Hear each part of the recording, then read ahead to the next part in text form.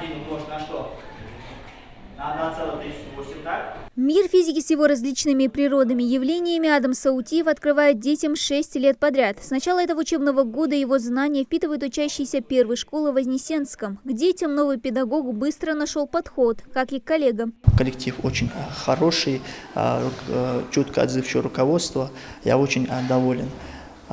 Старшие коллеги могут подсказать основные моменты, поделиться своим опытом. У нас была нехватка педагога именно по физике.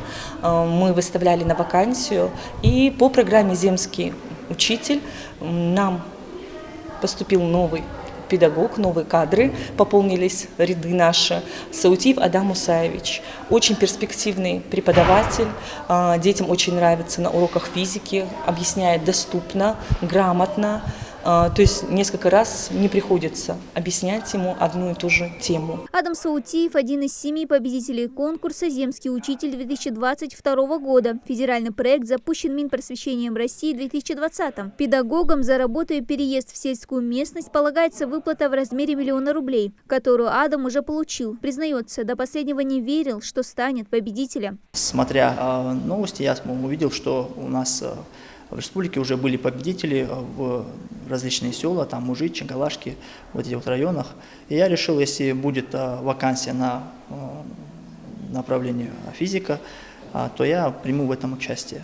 До последнего сомневался, но так сложилось, что именно победителем жюри выбрал меня. Наша республика присоединилась к конкурсу 2 года назад. За это время победителями проекта стали 14 человек. Прием заявок на участие в этом году открылся с января. Если 2 года подряд в рамках конкурса предоставлялось 7 вакантных мест, то сейчас оно одно. Это педагог дополнительного образования по специальности английский язык, общеобразовательная организация номер 5 сельского поселения Новый Редант. Единственное одно условие – возрастной ценз, то есть кандидат, который сдает документы, должен, то есть его возрастной ценз должен идти до 55 лет. Все заявки принимают в Институте повышения квалификации, пока их не поступало. Потенциальные участники готовят нужные документы и портфолио. Учебная нагрузка педагога должна быть не менее 18 часов в неделю за ставку заработной платы. Стаж не менее 5 лет, возраст до 55, профессиональное образование. Это не все критерии оценки для выбора победителя. Рассматривается его портфолио, то есть какие награды, дипломы.